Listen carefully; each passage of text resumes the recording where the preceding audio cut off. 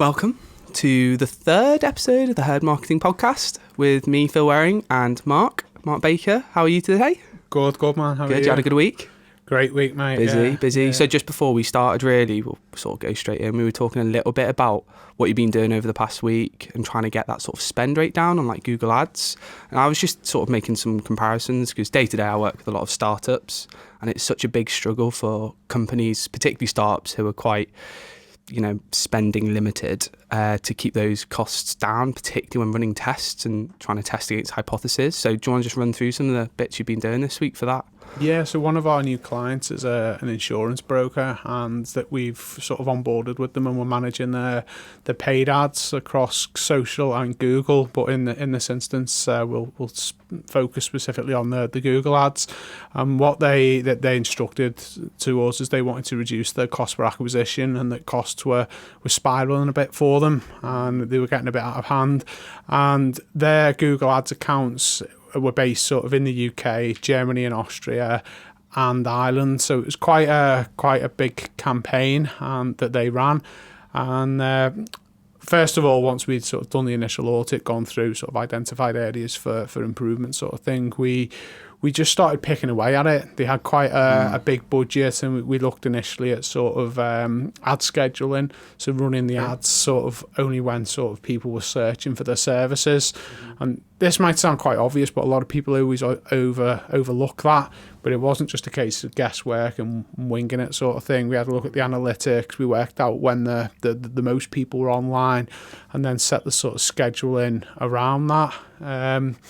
Once we'd sort of run that for a week, 2-3 weeks, really, maybe into a month even, we looked sort of a bit further really at the data. And did a bit of like a deeper dive on it. Yeah, exactly. Yeah. And then we started sort of looking and identifying sort of particular days and particular hotspots throughout the day. So for example, maybe a Thursday afternoon might have been better than a Monday morning, for example. We added sort of bid adjustments on to particular times during the day when the historic data sort of identified when search volumes are likely to be higher. So we made some adjustments to them, and so far, touch wood, I'm quite pleased to say the cost per acquisition is coming down sort of quite dramatically, really. And that's across all the campaigns for them. So. Oh, brilliant! So that's just one example of. Did you have like a sort of a standard time throughout the day? Then was it?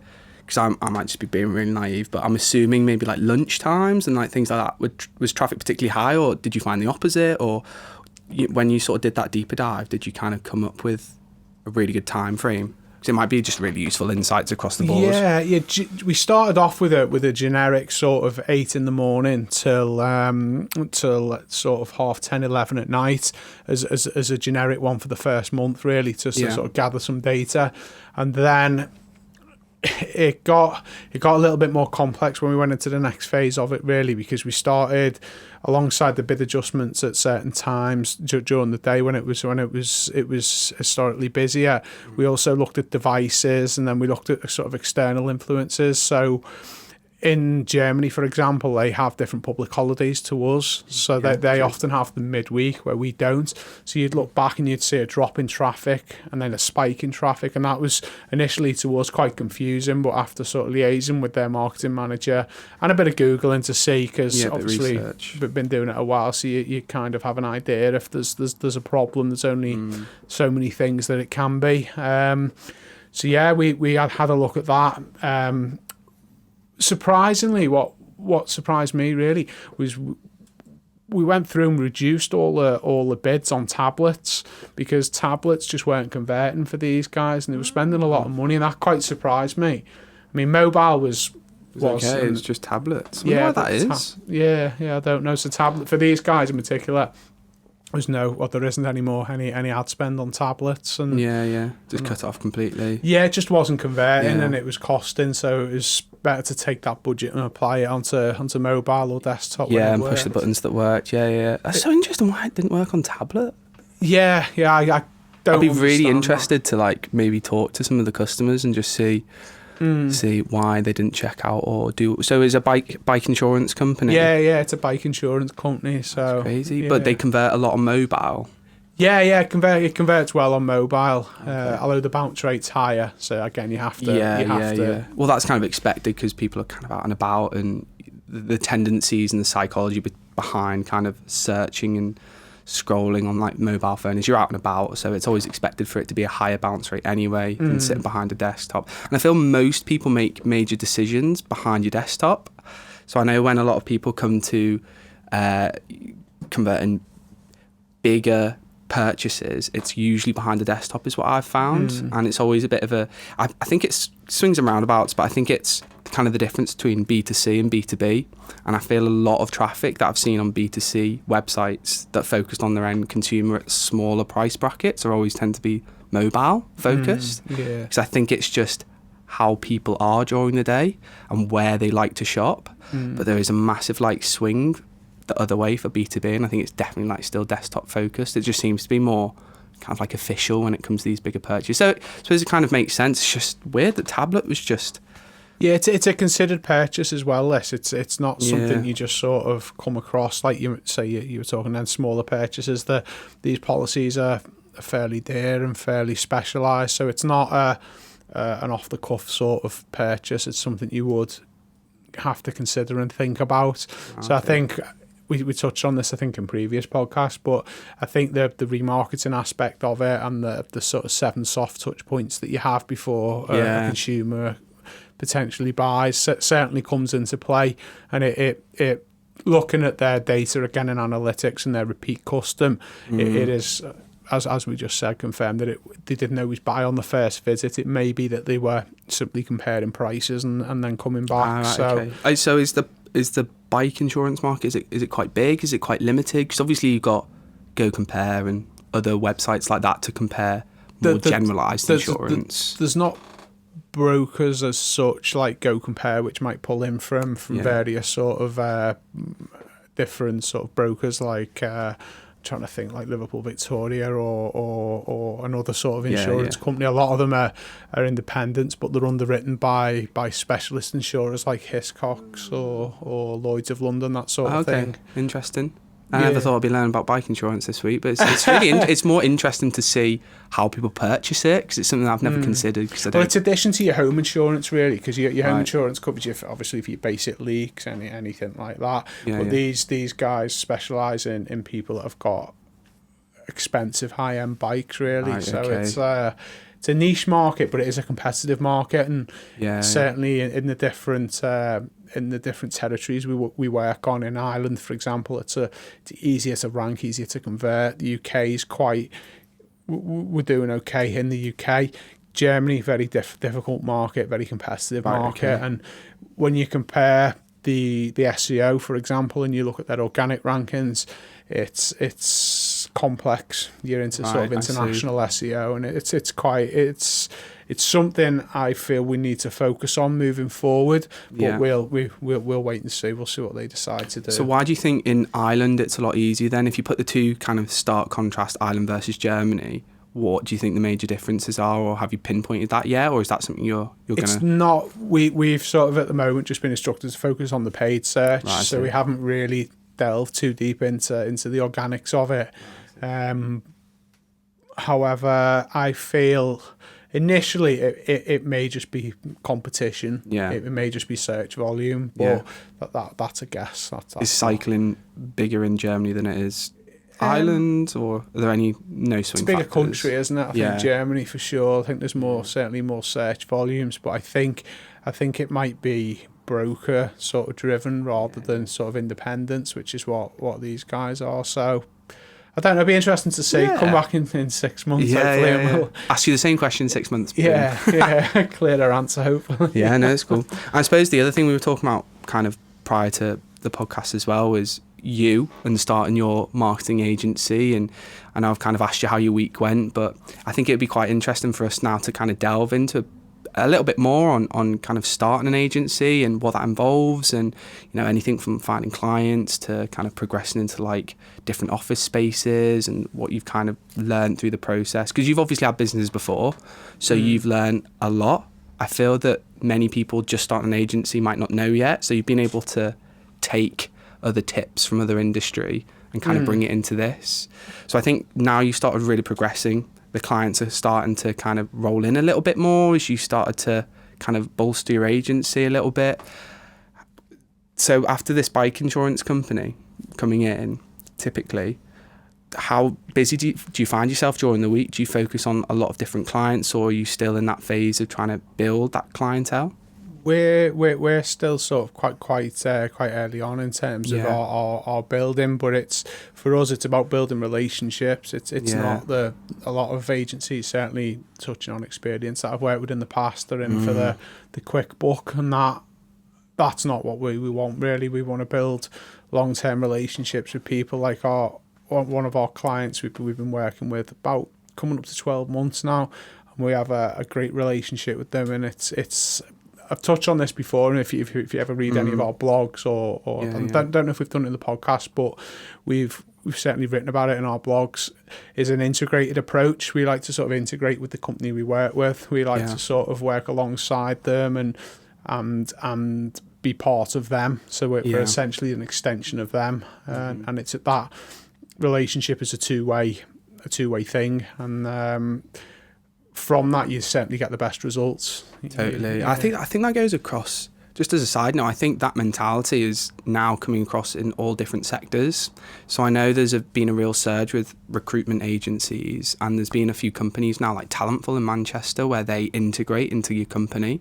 So they'll send a team of 5 people in and they'll start recruiting, but you kind of like work within that company for a set amount of time. I think it's really interesting to see the benefits that has to that company, and although it may change, it may be a bit more retainer fee rather than win fee, or commission or whatever it is. I think that's a good idea to work like that, because you get each business or organisation has a culture, and it's usually led from the top down. So it's quite driven by what the senior management team are like or want the company to be.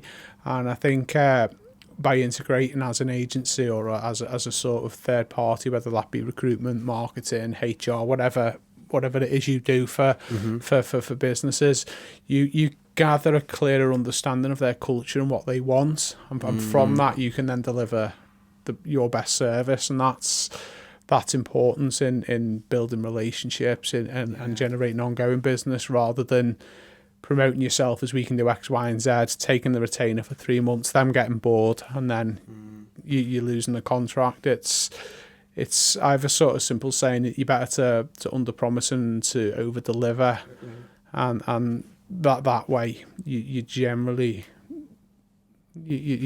keep going. Yeah, because I remember when I was working at the law firm in Manchester as a marketing manager, and we worked with a few external agencies, and we kind of went to them and drip fed them bits of work, but we could just never have an agency that we felt integrated with us, because we had a totally different culture. We were quite a small firm, we weren't particularly corporate, and I don't think a lot of agencies understood that.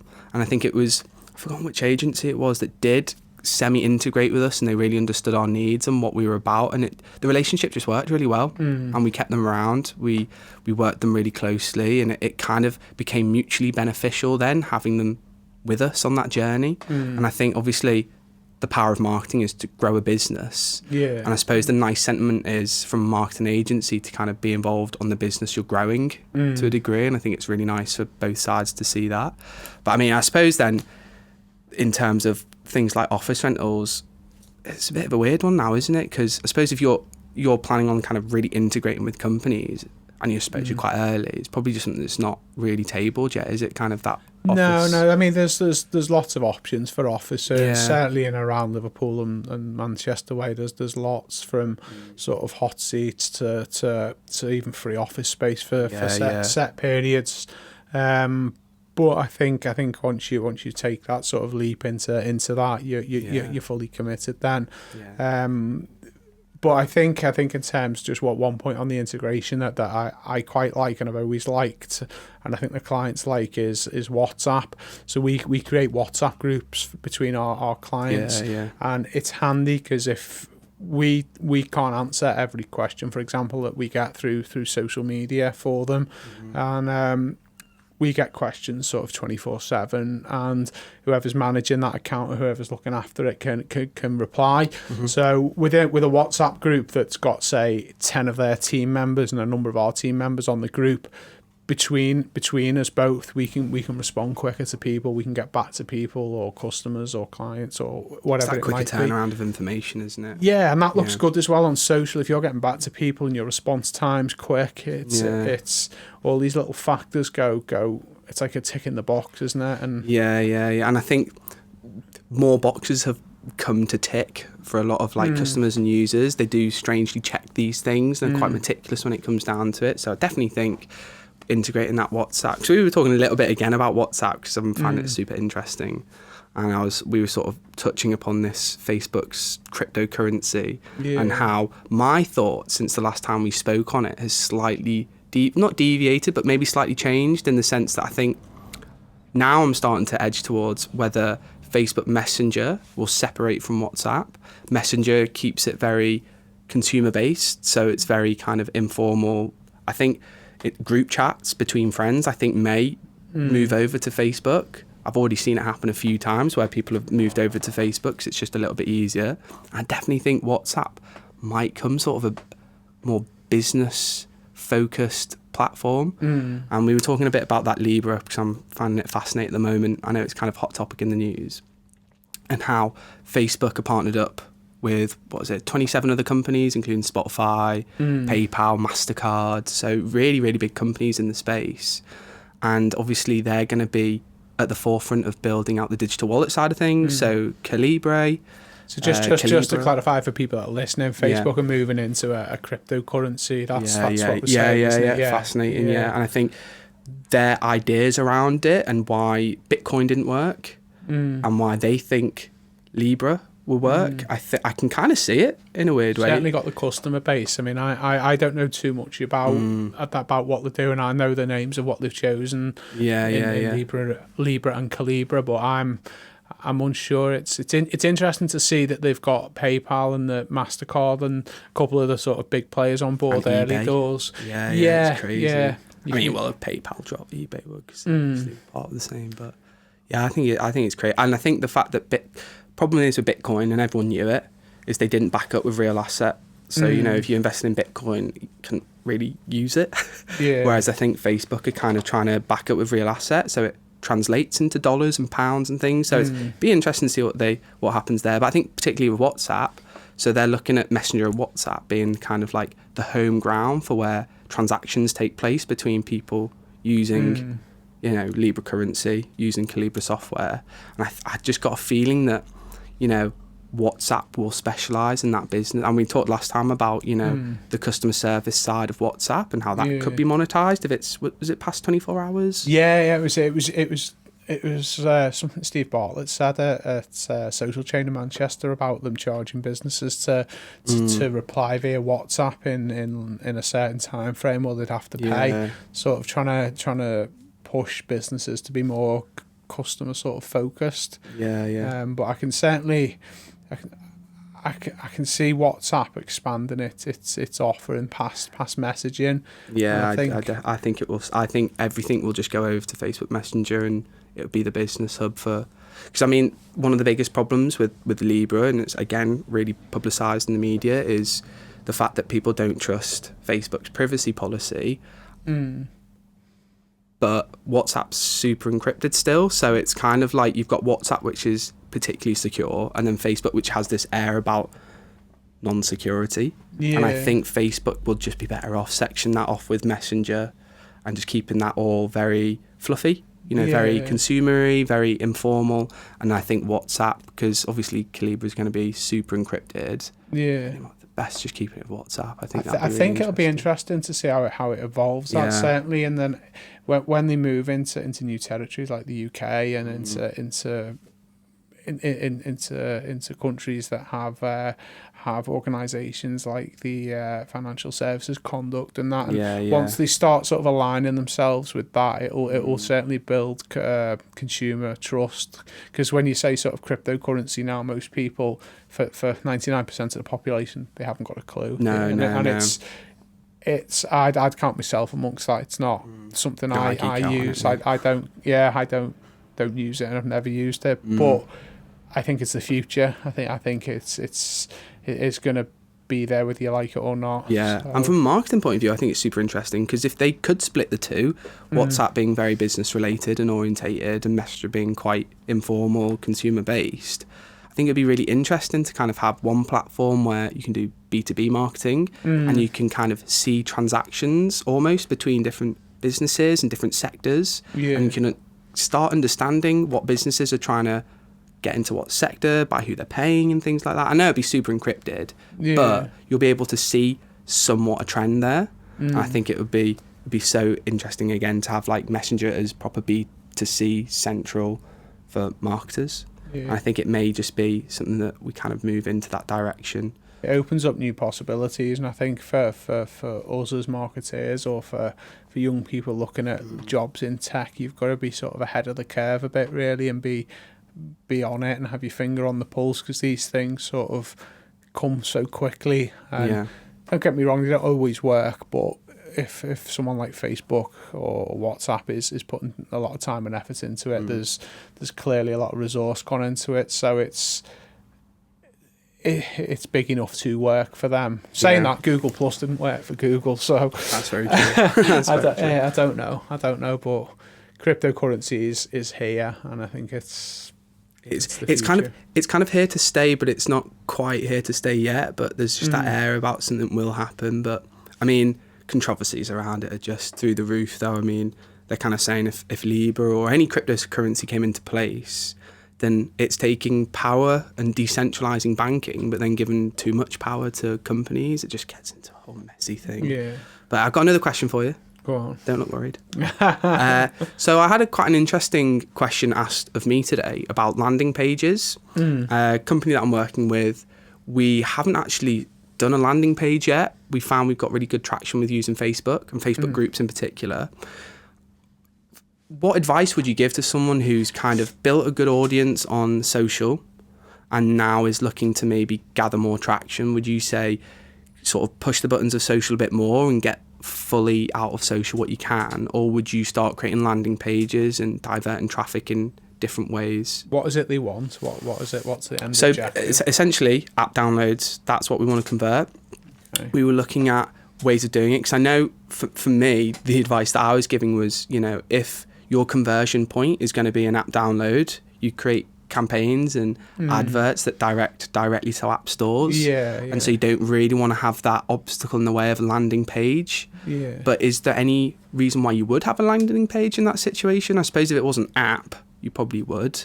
I'd just keep it. I say this a lot to people. Don't overcomplicate it, and it's easy to overcomplicate these things. My advice on something like that, from what you've said, would be go to the download page, whether that be Apple, Google, whatever sort of download you use, whatever software, and then you could always have after that a thank you page, like a splash page, if you wanted to sort of maybe gather further data, or you wanted to engage further with your audience. But I would probably just create, like you said, the campaigns that go from social to Apple or to Google, and then you just download the app. But I wouldn't put any barriers in front of that, because you'll just end up wasting money. People get bored quickly, especially on mobiles. Yeah, because for us, one of the primary objectives is app downloads, but we're also trying to look at like cost of acquisition. So we're looking at going to the next investment stage, and so we want to kind of talk to our investors about that cost of acquisition for our users. And so far, because the founder's doing a great job, he's done a lot of like is it waterhole marketing, where he kind of dips into forums and things and creates conversation engagement around whatever they're talking about, and then if it's relevant, he'll kind of say, oh, we're doing this tool, platform, app that hopefully will solve some of these questions people have had in this group. And he's building a really good audience through that, and so far it's keeping our cost of acquisition zero.